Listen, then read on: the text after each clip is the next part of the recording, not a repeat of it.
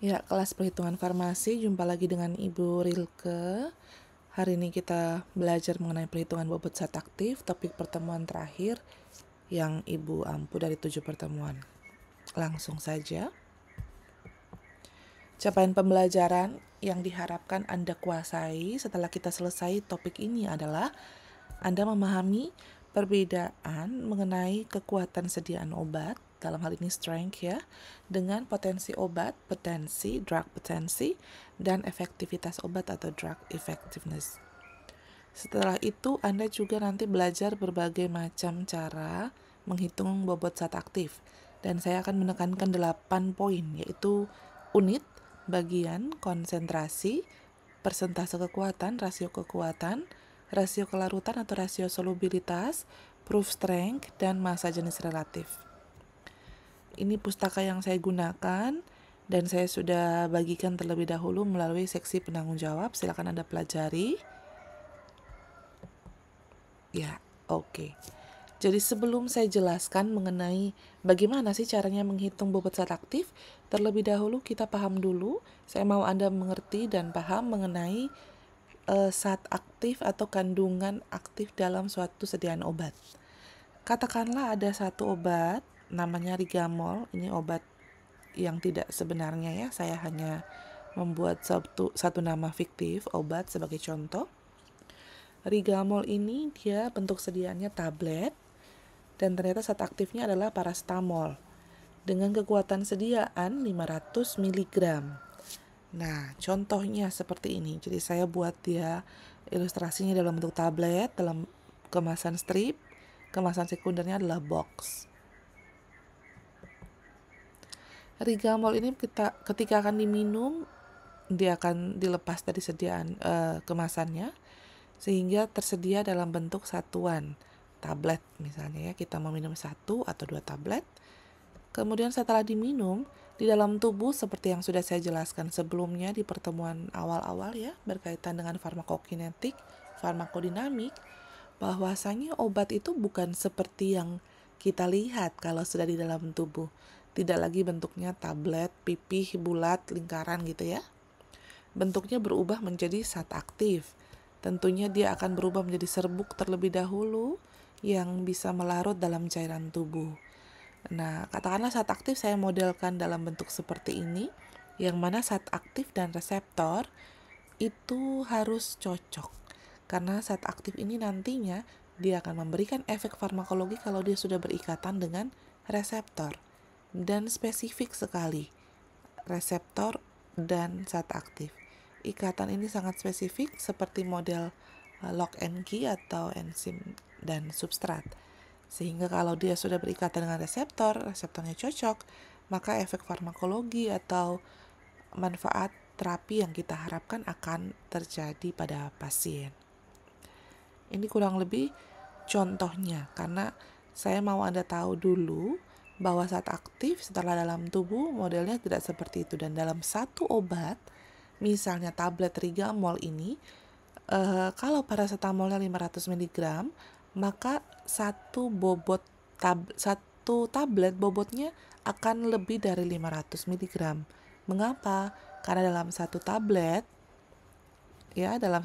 ini bukan hanya berisi paracetamol, tetapi ada bahan pengisinya, pelincir tabletnya, pengawetnya, dan lain-lain gitu ya, yang membantu agar formulasinya bagus, tabletnya tidak mudah hancur, setelah di dalam tubuh baru dia mulai hancur dan melarut. Demikian. Oke, sebelum kita belajar bagaimana sih hitung-hitungan bobot zat aktif, tadi ada 8 cara, saya mau Anda paham juga terlebih dahulu mengenai kekuatan sediaan obat. Ini bahasa Inggrisnya strength ya, drug strength, potensi obat atau drug potensi, dan efektivitas obat atau drug effectiveness.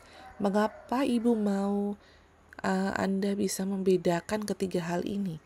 Karena seringnya di dalam praktek ini menjadi menjadi hal yang seringkali membuat bingung, karena dalam prakteknya tidak jarang apoteker atau mahasiswa kefarmasian atau tenaga kesehatan suka keliru atau suka tertukar antara strength, potensi, dan effectiveness. Jadi kalau kekuatan sediaan atau strength itu adalah jumlah zat aktif yang terkandung dalam satu bentuk sediaan. Jumlah zat aktif yang terkandung dalam satu bentuk sediaan. Sehingga kalau tadi kita kembali ke Rigamol, maka strength-nya adalah 500 mg. Karena dalam hal ini kita bicara zat aktifnya adalah paracetamol dan jumlahnya tadi di slide sebelumnya 500 mg dalam satu tablet, gitu ya. Sedangkan potensi atau drug potensi obat itu merupakan suatu aktivitas dari obat, baik konsentrasi maupun jumlah obat.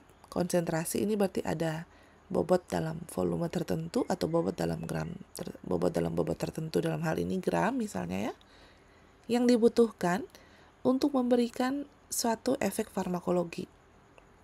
Jadi kalau tadi paracetamol 500 mg tersedia dalam Rigamol, satu tablet Rigamol, maka potensi tentunya akan lebih kecil dari 500 mg. Mengapa? Karena dia adalah aktivitas obat. Jadi berapa banyak sih paracetamol di dalam tubuh kita yang dibutuhkan untuk bisa memberikan efek farmakologinya paracetamol, dalam hal ini antipiretik ya, menurunkan panas, atau analgesik, mengurangi nyeri. Jadi berapa banyak konsentrasi? Sebut saja, saya kasih contoh, misalnya kalau tadi paracetamol tersedia 500 mg, potensi obatnya ada di 325 mg, begitu ya, misalnya. Sehingga dalam satu tablet, begitu 325 mg, efek farmakologinya tercapai. Atau mungkin lebih kecil dari itu. Ini saya hanya kasih contoh, bukan nilai yang sebenarnya. Bisa juga dalam bentuk konsentrasi. Jadi contoh misalnya 50 mg per mililiter.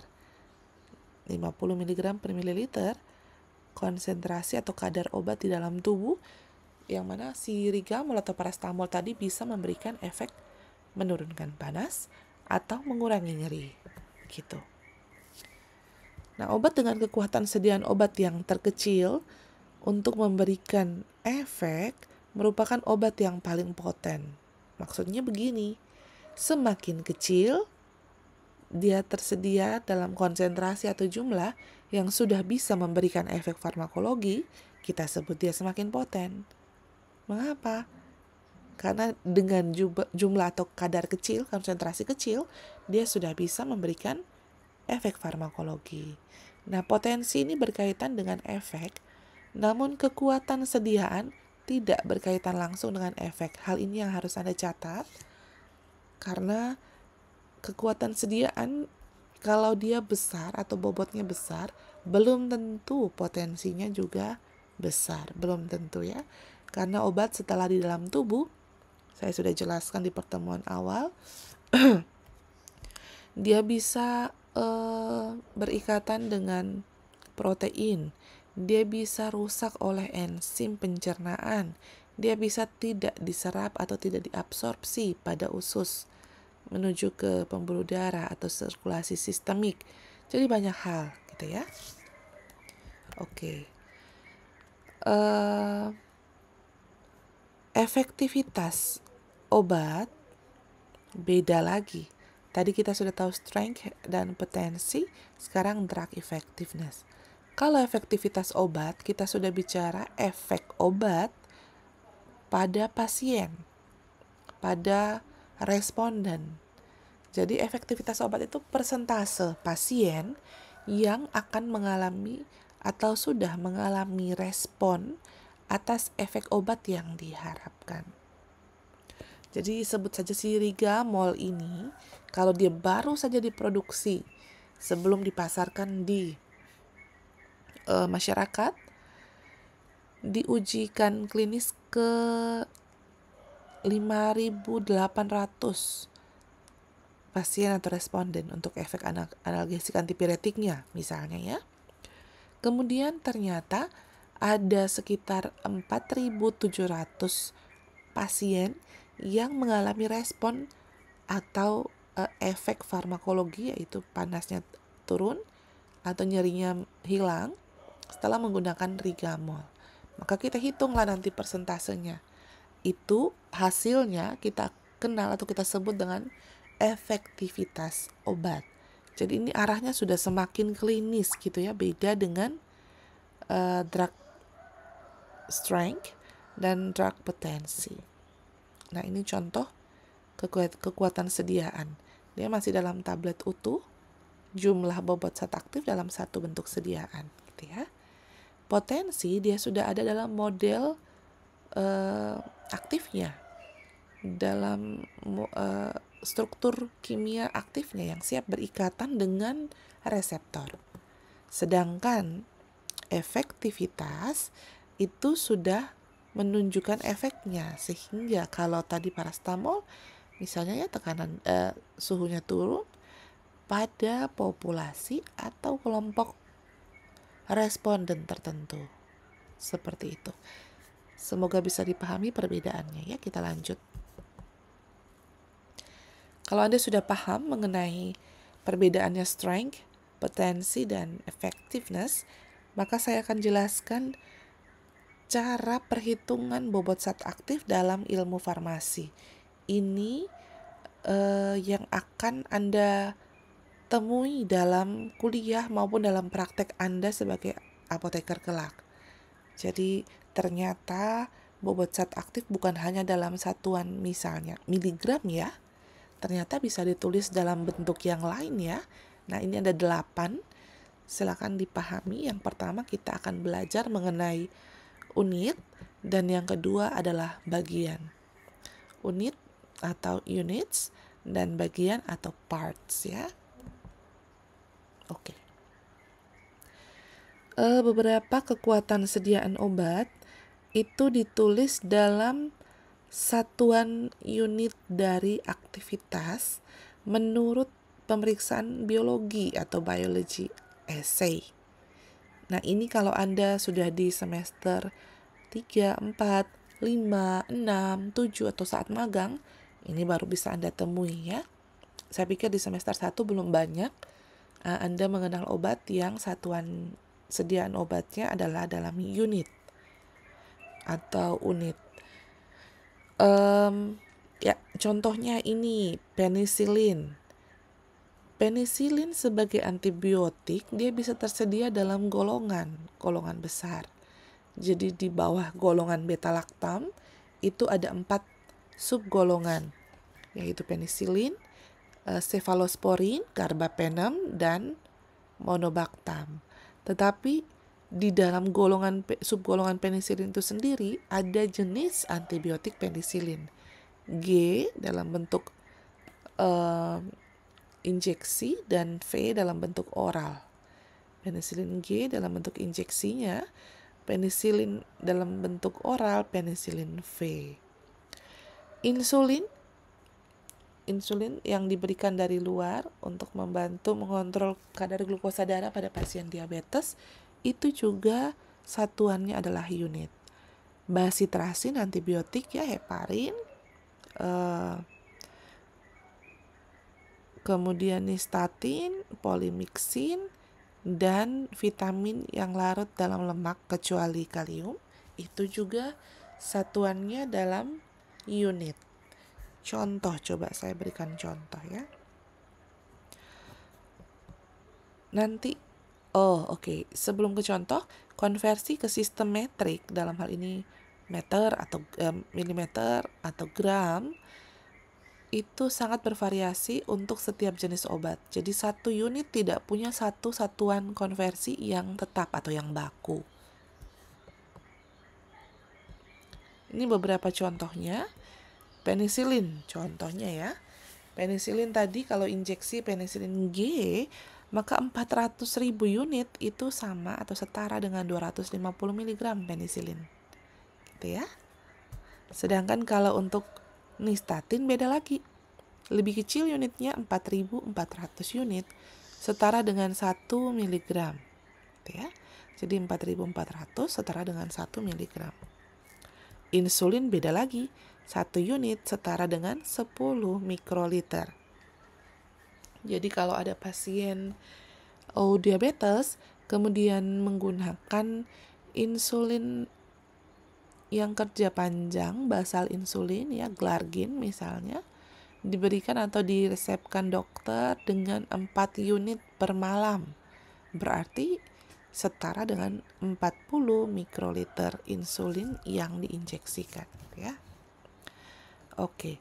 Kalau vitamin A, kalau vitamin A ini akan Anda jumpai dan tidak perlu bingung kalau Anda lihat loh kok konversinya beda-beda ya. Nah, kalau vitamin A ini 1 unit vitamin A dia setara dengan, kalau dikenal dengan retinol semuanya ya, all trans retinol itu 0,3 mikrogram. Tapi kalau dengan all trans retinol asetat dia 0,344 mikrogram.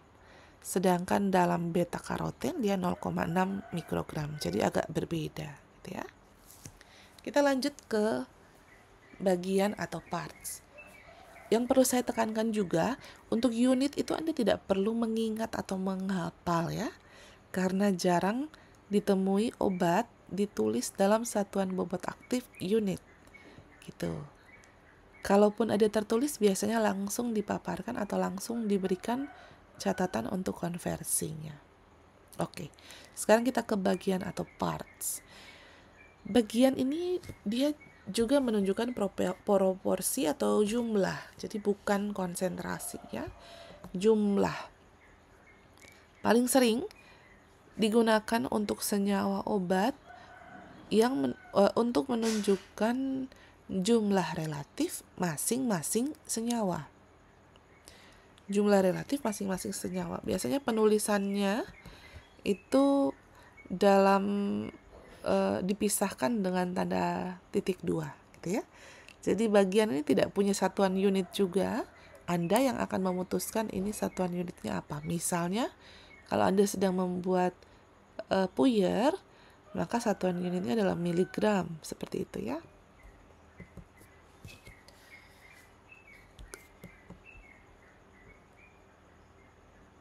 Ini tips untuk memilih satuan unit pada parts atau bagian.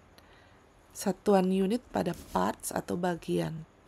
Kalau dia benda padat, kalau dalam benda padat dia satuannya gram, sedangkan dalam atau obat dalam cairan itu mililiter gitu ya. Oke. Ini contohnya. Saya ambil dari pustaka kita, jadi Anda bisa gunakan juga. Misalnya Anda diminta menyiapkan puyer yang isinya kalsium karbonat, magnesium oksida, natrium bikarbonat, bismut subkarbonat di dalam 8 ons air. Kemudian nanti setiap kali pasiennya sudah akan minum atau gunakan, larutkan ini tadi di dalam 8 ons air, kemudian diminum kalau mengalami gangguan pencernaan ya, kembung, mual, perih dan lain-lain. Tadi diketahui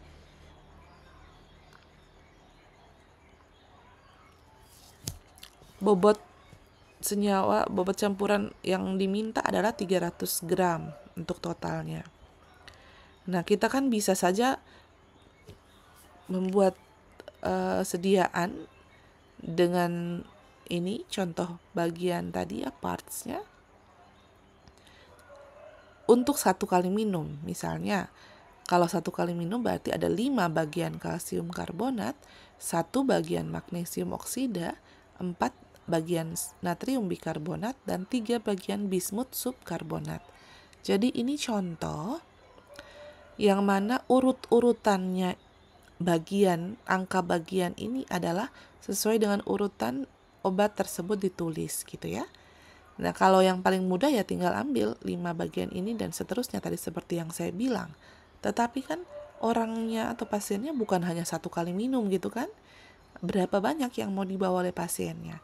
Nah, kalau tadi dokter minta 300 gram, maka kita tinggal hitung berapa bobot kalsium karbonat, magnesium oksida, dan seterusnya yang kita butuhkan di dalam 300 atau untuk membentuk 300 gram senyawa puyer ini gitu ya, puyer obat ini.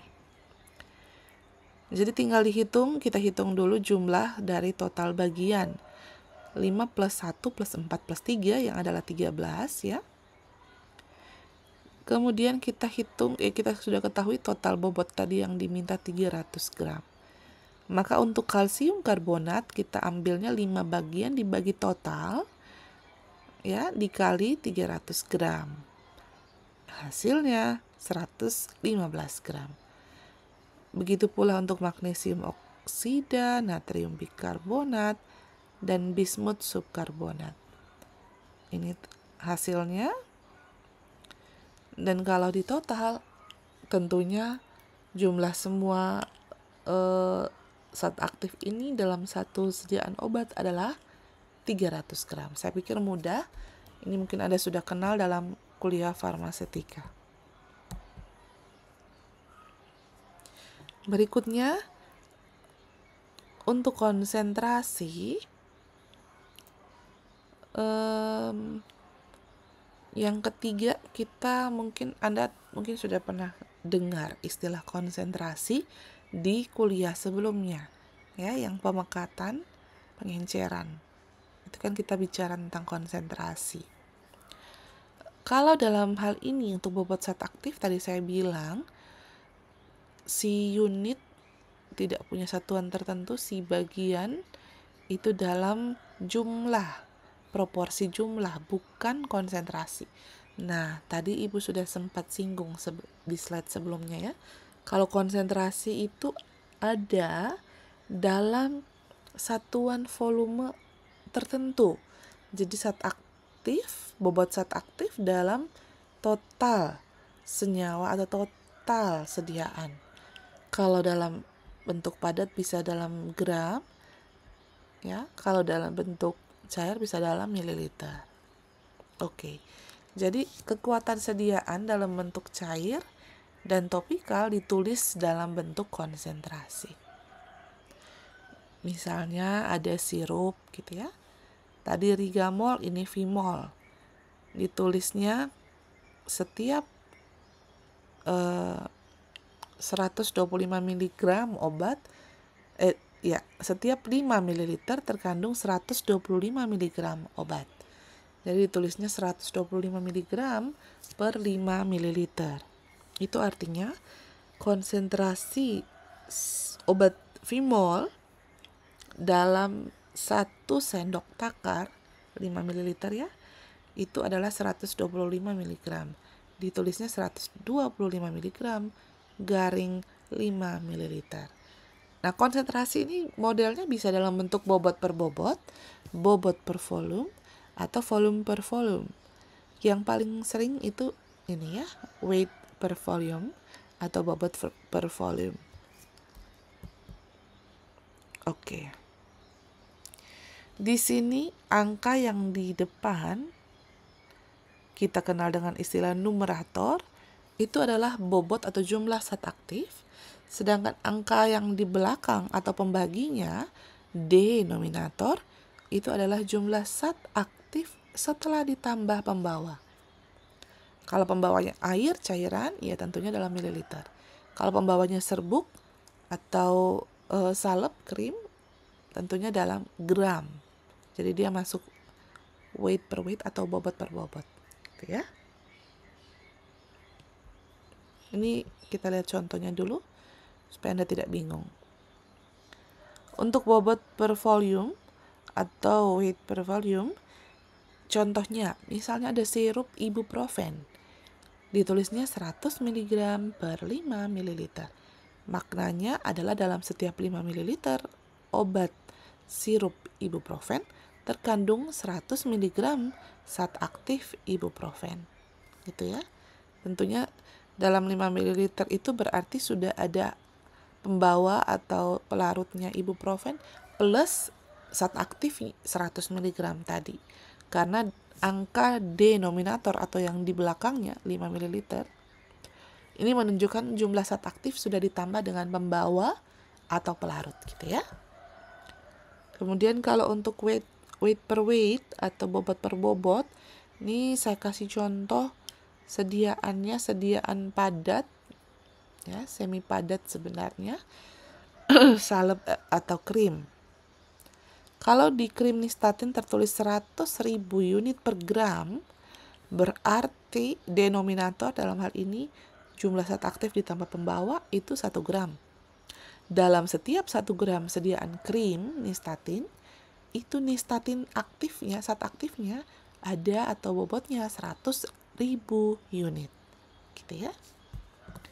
Kemudian yang terakhir untuk volume per volume.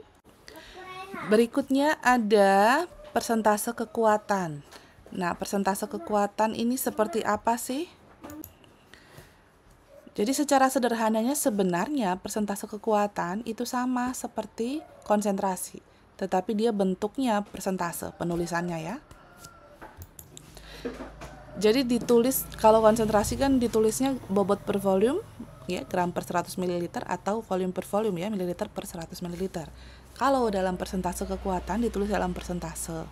Satuan padat tetap menggunakan gram, satuan cair sediaan padat tetap menggunakan satuan gram, sediaan cair menggunakan satuan mililiter. Ini contoh. Ada 5% zat aktif dalam bentuk sediaan cair, berarti itu 5 gram dalam 100 ml larutan. Gitu ya. Jadi sama persis, hanya ditulisnya dalam persen. Yang mana 100 ml larutan itu adalah zat aktif plus pembawa.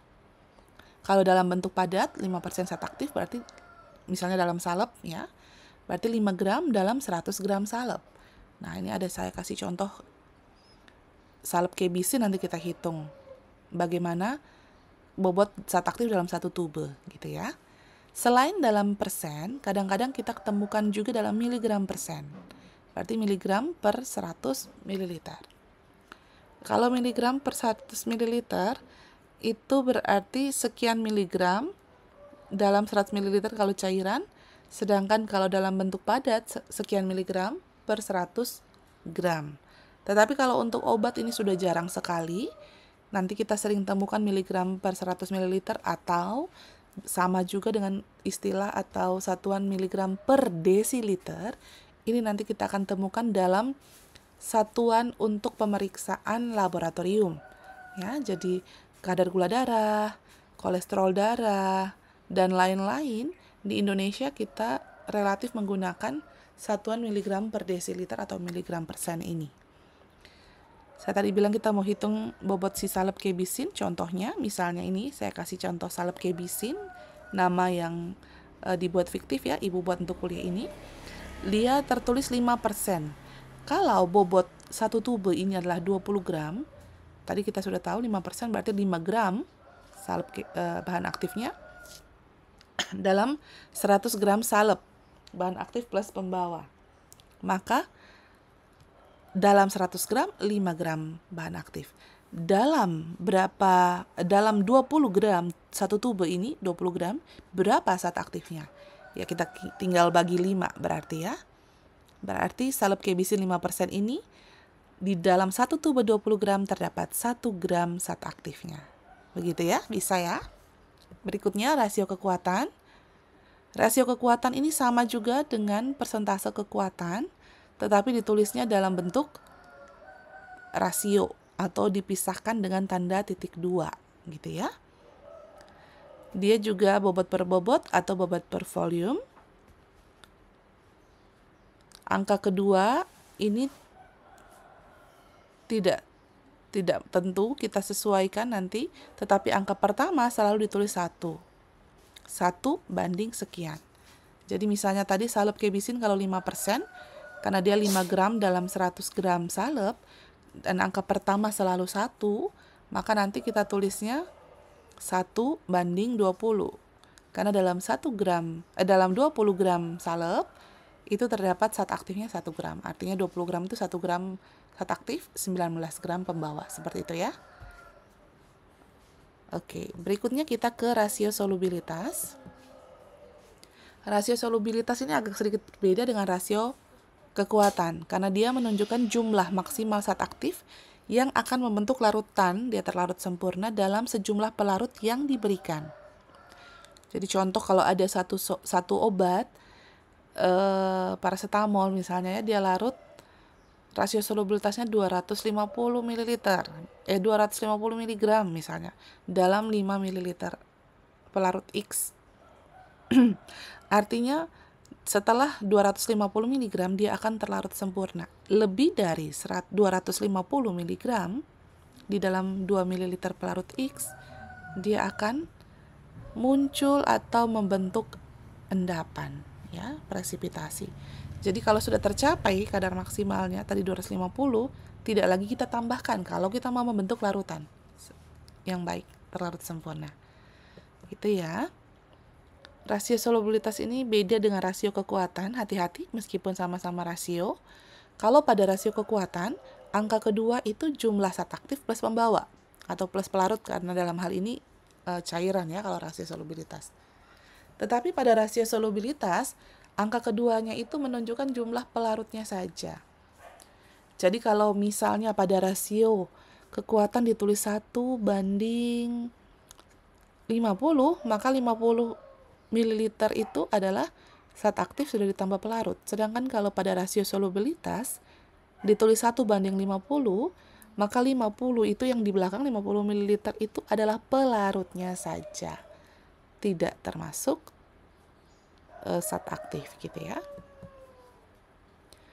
Rasio solubilitas ini ada dalam bentuk kuantitatif, tadi yang saya bilang dalam tulisan angka, juga dalam bentuk kualitatif, itu yang sangat larut, ya, larut, sukar larut, sangat sukar larut, dan sebagainya. Anda sudah sering temui di praktikum farmasetika, jadi saya hanya berikan contoh saja, silakan dipelajari sendiri. Yang berikut ada proof strength, dan ini hanya berlaku bagi minuman beralkohol. Kalau Anda pernah lihat kemasan minuman beralkohol gitu ya, tulisannya ada persen, itu maksudnya persentase bobot, dalam hal ini volume ya, air dan alkohol. Dia 50% air dan 50% alkohol. Sedangkan kita tahu dalam penulisan konsentrasi itu satuan zat aktif dan pembawa, zat aktif dan pelarut dalam hal ini selalu ditulis 100 ml, bukan 50% atau 50 ml. Sehingga kalau nanti kita melihat tulisan proof strength dalam persen dan kita mau konversi atau alihkan ke konsentrasi per 100 ml, itu kita selalu membagi 2. Sedangkan kalau dari konsentrasi kita mau tulis bentuk proof strength-nya, kita selalu kalikan 2 ini ya. Konsentrasi volume per volume itu selalu dalam mililiter per 100 ml, bukan 50 ml. Sedangkan ini tadi 50%, artinya 50 ml, 50 ml. Ya. Sehingga persentase proof strength itu selalu 2 kali lipatnya konsentrasi cairan. Saya kasih contoh supaya Anda tidak bingung. Kalau ada suatu larutan alkohol, vodka misalnya, 20% volume per volume. Artinya di dalam 100 ml larutan vodka itu ada 20 ml vodkanya, zat aktifnya ya, dan 80 ml air. Berarti kalau ditulis dalam proof strength yang bukan dalam 100 ml tapi 50 ml, maka si vodkanya jadi 40. Jadi 40% gitu ya penulisannya. 40 ml di dalam 100 ml. Persen proof vodkanya. Karena 50%, 50% air gitu ya. 50% air, 50% alkohol. Seperti itu. Jadi kalau dia 20%, 20 ml vodka dalam 100 ml air, ditulis dalam bentuk 50-50, 50% air, 50% alkohol, dia jadi 2 kali lipatnya. Gitu, 40% proof vodka. Sekarang sudah jarang di Indonesia ditulis dalam bentuk proof strength ya, untuk minuman beralkohol, tetapi masih ada yang menulis dalam proof strength. Ada juga kemasan yang menulis proof strength plus keterangan untuk persen kelarutannya. Oke, yang terakhir kita ke masa jenis relatif. Masa jenis Anda sudah tahu bobot dalam volume tertentu ya. Jadi perbandingan massa atau bobot dari zat aktif pada volume tertentu dari bentuk padat atau cairannya. Nah, ini kalau masa jenis. Kalau masa jenis relatif, tadi perbandingan bobot zat aktif pada volume atau dari bentuk padat atau cairannya tadi terhadap lagi dibandingkan terhadap bobot air dalam volume yang sama. Jadi misalnya ada obat, ini biasanya digunakan pada obat infus ya, cairan infus. Ada obat tertentu dengan massa jenis tertentu dibandingkan terhadap bobot dari air dalam volume yang sama dengan obat yang sedang kita hitung. Atau kita mau campur tadi ya. Kalau kita mau melakukan pencampuran cairan infus ya, IV admixture, kita harus perhatikan massa jenis relatifnya. Mengapa? Ya, supaya dia terjadi larutan yang baik, yang sempurna, tidak terjadi endapan dan sebagainya. Tetapi sekarang sudah jarang sekali praktek klinisnya kita hitung, karena mesin sudah menghitungkan untuk kita gitu ya. Sekarang IT sudah bagus, jadi Anda tinggal input saja senyawanya apa, cairan infusnya apa saja yang mau dilakukan IV admixture, dia yang hitungkan sendiri seperti itu. Tapi Anda harus belajar, Anda pelajari saja, tahu secara konvensionalnya supaya Anda tidak bingung kalau Anda bekerja pada tempat yang belum lengkap fasilitas IT-nya gitu ya. Ada contohnya pada materi yang Ibu kirimkan, silakan pelajari sendiri.